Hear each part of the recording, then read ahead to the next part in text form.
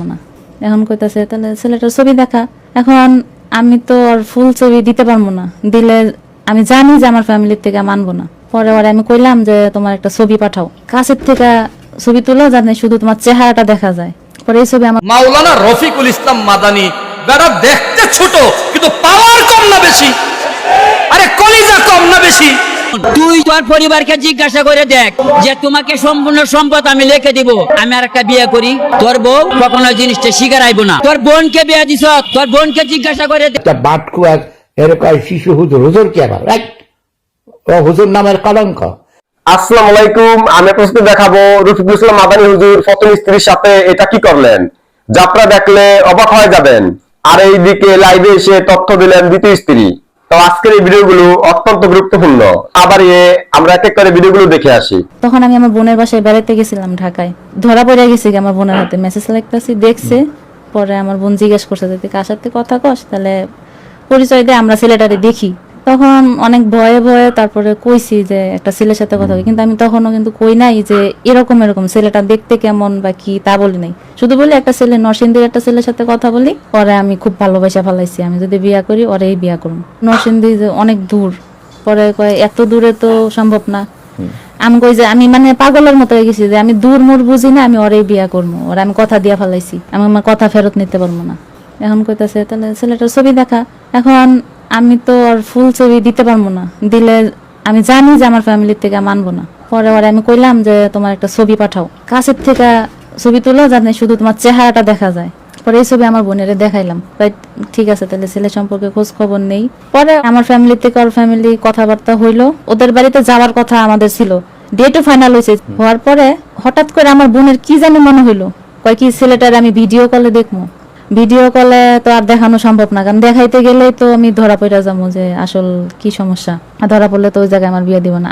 আমি আরো এবার প্ল্যান করছিলাম যে আমরা যদি যাই দেখতে, তুমি কাজী কুজি ঠিক করে রাখো, যেমনি হোক আমি তো আর আইতাম না, তুমি যেভাবে হোক বিয়াটা করাই রাখো। কিন্তু তার আগে আমার বোন দেখতে চাইছে, ভিডিও কল না দেখালে এগো বাড়ি যাবো না আমার বোনে, ভিডিও কলে দেখবো আগে, তারপরে অগো বাড়িতে যাবো। এখন আমার আম্মু দেখতে চাইতেছে। পরে আমি ওরে বললাম যে এখন আর উপায় নাই, তোমার দেখাইতেই হইব। তার মধ্যে আমার আম্মুর আমি কইছি যে সে দেখতে যেমনই হোক তার শরীরে কোনো সমস্যাও থাকতে পারে, এগুলো দেখে আবার আপনি স্ট্রোক করেন না, আপনি মন মানসিকতা শক্ত করেন। তখন ভিডিও কলে ওরে বললাম ক্যামেরাটা অন করো।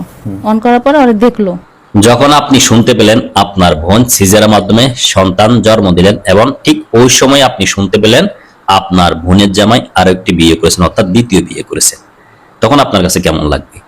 গতকাল আমি রফিকুল ইসলাম মাদানীকে নিয়ে একটি পোস্ট করেছিলাম, সেখানে অনেক নেগেটিভ কমেন্ট এসেছে। আর কিছু মানুষ যারা আমাকে পছন্দ করেন তাদের কাছে একটু খারাপ লেগেছে, তারা সেখানে দুঃখ প্রকাশ করছেন। দেখেন, আমি একটা জিনিস সবসময় চেষ্টা করি, যেটা রাইট সেটাকে রাইট বলার, আর যেটা রং সেটাকে রং বলার চেষ্টা করি। আমি কখনো হুজুরদের নিয়ে কোনো বাজে মন্তব্য করি না, হুজুরদের আমি অনেক পছন্দ করি। আমি যেটা সত্যি সেটা বলার চেষ্টা করি। এখানে কিছু মানুষ অনেক যুক্তি দিয়েছেন, একজন মানুষের যুক্তি দেখে তো আমি জাস্ট হা করে গেছি। উনি বলতেছে একটা মহিলার উনি যখন কনসেপ্ট করে ওই সময় থেকে সন্তান জন্ম দেওয়ার পর থেকে আরো 3 মাস, টোটাল 9 মাস ওনার স্বামী ওনার সাথে মেলামেশা করতে পারে না, সেই কারণে শারীরিক চাহিদার জন্য বিয়ে করা উচিত। এরকম কিন্তু যুক্তি দিয়েছে, আমি মিথ্যে বলতেছি না, আমি এখানে দিয়ে দেবো। যাক, যারা নেগেটিভ কমেন্ট করছে আমি তাদের উদ্দেশ্যে ভিডিও বানাচ্ছি না। যারা আমাকে পছন্দ করেন তারা কিছু মানুষ আমাকে বলছেন যে আপনি এই বিষয় নিয়ে কথা না বললেও ভালো হতো, সব বিষয় নিয়ে কথা বলা উচিত না। তো মূলত তাদের উদ্দেশ্যে আমি বিস্তারিত কি বোঝাতে চাচ্ছিলাম, কি বলছিলাম সেটাই বলার চেষ্টা করবো এই ভিডিওতে। একটু কষ্ট করে মনোযোগ দিয়ে শুনবেন। যদি আমি কোনো একটা কথা রং বলে যাই, সেক্ষেত্রে আপনি আমার এই কমেন্ট সেকশনে এসে আমাকে যা ইচ্ছে তা বলে দিয়ে যায়, কোনো আপত্তি নেই। তবে ভিডিওর কথাগুলো একটু শুনেন। তবে আরেকটি কথা, যদি ভালো লাগে, আমার কথাগুলো যৌক্তিক মনে হয়, তাহলে অবশ্যই একটি শেয়ার করে দিবেন। রফিকুল ইসলাম মাদানী দ্বিতীয় বিয়ে করেছেন। প্রথমে শুনে অনেকের মতো আমারও ভালো লেগেছে, কিন্তু যখন জানতে পেরেছি তার স্ত্রী সিজারের মাধ্যমে সন্তান প্রসব করেছেন এবং এই বিয়ের সংবাদ শুনে অত্যন্ত মর্মাহত হয়েছেন, তখন আমি চিন্তা করলাম স্ত্রী এই সময়ে পাশে না থেকে তার দ্বিতীয় বিয়েটা করা কি জরুরি ছিল? মোদি বিরোধী আন্দোলনের ডাক দিয়ে কিছু মানুষ শহীদের পর রিফ্রেশ হওয়ার জন্য মামুন হক সাহেবের সেই রিসোর্টে যাওয়া, আর একদম গর্ভ অবস্থার শেষ সময়ে রফিকুল ইসলাম মাদানীর স্ত্রীর সামনে সতীন নিয়ে আসা, একই রকম বিবেক বহির্ভূত কাজ, সেম একই রকম ঘটনা।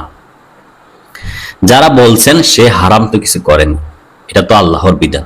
ভাই, একাধিক বিয়ে ইসলামে জায়েজ, কিন্তু জায়েজ বলে প্রথম স্ত্রী সিজারের সময় আরেকটা বিয়ে করায় বাসর করা প্রথম স্ত্রীর সাথে বেইনসাফি। প্রথম স্ত্রী পরিপূর্ণ হক ছিল সেই সময় তার স্বামী সম্পূর্ণ পাশে থাকা। একাধিক বিয়ের আল্লাহ অনুমতি দিয়েছেন ইনসাফের সত্ত্বে। আপনার উত্তেজনা প্রায় 9 মাস দমন করেছেন, আর কয়েকটি দিন পারলেন না। আর সব কাজ জায়েজ হলে কি করা যায়? মানুষের বিবেক বলতে একটা কথা আছে, গর্ভ অবস্থায় একজন নারী কতটুকু কষ্ট করে তা কেউ ভাষায় প্রকাশ করতে পারবে না। আর সিজারের পূর্ব মুহূর্তে স্ত্রীকে মানসিকভাবে শক্তিশালী করতে স্বামীর উপস্থিতি কতটুকু জরুরি তা কেবল ওই সকল মেয়েরাই বুঝে। অথচ উনি ওই সময় নিজের কি বলবো, খাইশ বলেন বা শখ বলেন, উনি সেটা পূরণ করতে ব্যস্ত। হ্যাঁ, কোনো সুস্থ সবল সামর্থ্যবান পুরুষ একাধিক বিয়ে করতে পারে, কিন্তু তাই বলে প্রথম স্ত্রী বাচ্চা হওয়ার আগে মুহূর্তে দিন জ্ঞান না থাকলে তো এরকম অবুঝ মার্কা কাজ করতে বিবেকে বাধা দেয়। আমি আমার এই ভিডিওতে ওনাকে নিয়ে পোস্ট করার কারণটা ব্যাখ্যা করেছি। ওনার বিয়ে নিয়ে আমার কোনো আপত্তি নেই, আমার জাস্ট যেই জায়গাটাতে খারাপ লেগেছে আমি সেটি বলার চেষ্টা করেছি। তো এখানে আসলে আমাকে পছন্দ করেন এরকম অনেকজনেই রয়েছেন যারা মনোকষ্ট পাইছিলেন, তাদের মূলত বিষয়টি ক্লিয়ার করার জন্য আমি এই ভিডিওটা করেছি। আর আমার এই ভিডিওর কথাগুলো যদি আপনারও ভালো লাগে তাহলে অবশ্যই একটি শেয়ার করে দিবেন। কারো যদি সামর্থ্য থাকে সেই একাধিক বিয়ে করবে, তবে সেটার জন্য উপযুক্ত সময় বিবেচনা করুন। আল্লাহ রাসূল সম্বন্ধে বলা হয় অনেক বিবাহ করেছেন। আল্লাহ রাসূল বলেছে আয়েশা রাদিয়াল্লাহু তাআলা আনহাকে নিয়ে বলে, আয়েশা রাদিয়াল্লাহু তাআলা আনহাকে আল্লাহ রাসূল 9 বছর বয়সে বিবাহ করেছেন। এটা নিয়ে অনেকে কথা বলে। আপনারা যারা কথা বলছেন, বিশ্বকবি বলেন রবীন্দ্রনাথ ঠাকুর, উনার যে প্রথম স্ত্রী মৃণালিনী, উনাকে কত বছর বয়সে বিবাহ করেছেন? 9 বছর বয়সে। রাম সীতাকে বিবাহ করেছেন কত বছর বয়সে? 6 বছর বয়সে।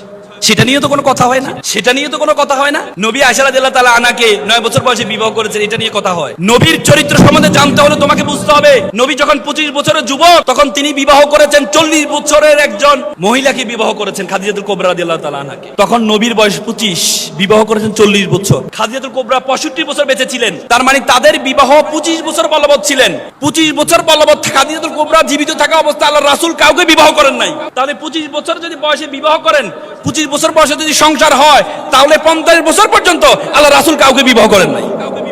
তার মানে তোমরা কি ভাবো, যুবকের যৌবন 50 বছর? যদি আল্লাহ রাসূল, যদি অনেকে বলে, নাউজুবিল্লাহ, অনেকে বলে আল্লাহ রাসূল মেয়েদের প্রতি আগে ছিল, তাহলে আল্লাহ রাসূল তো 50 বছর ভিতরে যখন তার উত্তাল যৌবন ছিল তখন বিবাহ করার কথা ছিল। ইউ হ্যাভ টু আন্ডারস্ট্যান্ড, আল্লাহ রাসূল 50 বছর পর্যন্ত, যখন খাদিজাতুল কুবরা রাদিয়াল্লাহু তাআলা আনহু, আল্লাহ রাসূলকে ওই যে বছর খাদিজাতুল কুবরা রাদিয়াল্লাহু তাআলা আনহু মারা গিয়েছিলেন, ওই বছর ওনার চাচাও মারা গিয়েছিলেন, আবু তালেবই মারা গিয়েছিলেন। এজন্য ওই বছরকে বলা হয় দুঃখের বছর, ওই বছরকে বলা হয় দুঃখের বছর। আল্লাহ রাসূল তার ওয়াইফকে এত বেশি ভালোবাসতেন, তখন কাউকে বিবাহ করেন নাই। 50 বছর পরে আর 13 বছর বেঁচে ছিলেন। 13 বছরে উনি বিভিন্ন সময় বিভিন্ন জনকে উপকার করার জন্য অনেকেই অবস্থা দিয়ে, রাসূলুল্লাহ আপনি আমাকে স্ত্রী বানিয়ে আমাকে সম্মানিত করুন। আবু বকর রাদিয়াল্লাহু তাআলা আনহু বলেন, ইয়া রাসূলুল্লাহ আমার মেয়েকে আপনি বিবাহ করে আমাকে সম্মানিত করুন।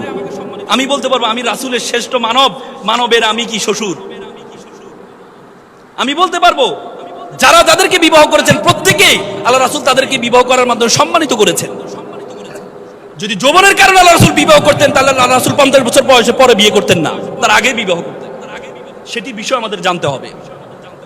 ব্যক্তি জীবন, পৃথিবীতে এমন কোনো ব্যক্তি নাই যার রাষ্ট্রীয় জীবন, তার সামাজিক জীবন, তার পারিবারিক জীবন, রাষ্ট্রপতি হিসাবে কেমন ছিলেন, স্বামী হিসাবে কেমন ছিলেন, বাবা হিসাবে কেমন ছিলেন, দাদা হিসাবে কেমন ছিলেন, নাতি হিসাবে কেমন ছিলেন, শ্বশুর হিসাবে কেমন ছিলেন, শিক্ষক হিসাবে কেমন ছিলেন, ছাত্র হিসাবে কেমন ছিলেন। ওনার শিক্ষক কে ছিলেন? জিবরাইল আলাইহিস সালাম স্বয়ং ওনার শিক্ষক ছিলেন। জিবরাইল আলাইহিস সালামের সাথে উনি কেমন আচরণ করতেন? ওনার ছাত্র কে ছিলেন? ছাত্রদের সাথে উনি কেমন আচরণ করতেন? উনি যখন পৃথিবীতে আসছিলেন, আইয়ামে জাহেলিয়াত যুগ বলা হয়, অন্ধকারাচ্ছন্ন যুগ, নারীদের কোনো অধিকার ছিল না, মানুষের কোনো অধিকার ছিল না, এমন একটি রাষ্ট্র উনি পরিচালনা তৈরি করে দিলেন। মাত্র 23 বছরের ব্যবধানে এমন একটি রাষ্ট্র উনি তৈরি করলেন যে রাষ্ট্রে যেখানে নারীদের অধিকার ছিল না, সেখানে নারীদের অধিকার না, নারীদেরকে সর্বোচ্চ সম্মান দিয়ে মানুষের অধিকার নিশ্চিত করা হয়েছে। উমর বিন খাত্তাব, ইসলামের সেকেন্ড খলিফা উমর রাদিয়াল্লাহু তাআলা আনহু যখন ক্ষমতায়, ওমর রাদিয়াল্লাহু তাআলা আনহু একদিন এভাবে আলোচনা করছিলেন। ওমর রাদিয়াল্লাহু তাআলা আনহু চিন্তা করলেন যে এই যে মেয়েদের যে মোহরানা, সে মোহরানার বিষয়ে উনি চিন্তা করলেন মোহরানাটা নির্দিষ্ট করে দেওয়া যায় কিনা। উনি যখন মোহরানার কথা প্রস্তাব করলেন, সাথে সাথে একজন মহিলা দাঁড়িয়ে বললেন, হে আমিরুল মুমিনিন, আপনাকে মোহরানা নির্ধারণ করার জন্য ক্ষমতা কে দিয়েছে? ওমর কি ব্যক্তি ছিল জানো? ওমর যখন আওয়াজ করতো বাঘ এবং মহিষ একসাথে পানি খেতে, সে ওমরের সামনে বলছে আপনাকে ক্ষমতা কে দিয়েছে? What is accountability? জবাবদিহিতা কি ছিল?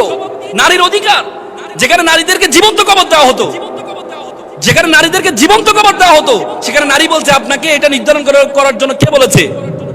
আমাদের রাসূল তো বলে গিয়েছে যে যতটুকু পারো তোমার সামর্থ্য অনুযায়ী তুমি দাও, যত বেশি দিতে পারো মোহরানা হিসাবে। আজকে আমরা শুধু বারবার বলি, আমরা শুধু বারবার অধিকারের কথা বলি। ওমর রাদিয়াল্লাহু তাআলা আনহু একবার একটা নতুন পাঞ্জাবি পরে মিম্বারে জুমার নামাজে খুতবা দিতে যাচ্ছিলেন। এমন সময় খুতবা দেওয়ার আগে এক সাহাবী এক প্রশ্ন করলো, হে আমিরুল মুমিনিন, আপনি খুতবা দেওয়ার আগে একটা প্রশ্নের উত্তর দেন। আপনি এত সুন্দর পাঞ্জাবি কোথায় পেলেন? গনিমতের মাল থেকে যে কাপড় পাওয়া হয়েছে, আপনি যতটুকু পেয়েছেন আমিও ততটুকু পেয়েছি, তাহলে আপনার কাপড়টা এত বড় হলো কিভাবে? অতিরিক্ত কাপড়টা আপনি কোথা থেকে পেয়েছেন? তখন ওমর রাদিয়াল্লাহু তাআলা, তার ছেলে ওমর বিন আব্দুল্লাহ বিন ওমর দাঁড়িয়ে গেল, বলে যে আমি আমার অংশ, আপনারা যেমন গনিমতের মাল পেয়েছেন আমিও তো সেম পেয়েছি। আমার বাবার কাপড়টা একটু ছোট হয়ে যায়, আমার বাবা একটু লম্বা মানুষ, এই জন্য আমি আমার কাপড়টা আমার বাবাকে দিয়ে দুইটা কাপড় মিলে আমার বাবা এই কাপড়টা বানিয়েছে। What accountability! কি সমাজ তৈরি করেছে আল্লাহ রাসূল, কি রাষ্ট্র ব্যবস্থা তৈরি করেছে, যেখানে কোনো অধিকারই ছিল না, যেখানে অধিকার শব্দের কোনো অধিকারই ছিল না। আইয়ামে জাহেলিয়াত যুগ, যে যাকে পারে তাকে শুধুমাত্র ডাকাতি করতো না, সম্পদ লুণ্ঠন করতো না, সম্পদ লুণ্ঠন করে মেরে ফেলা হতো।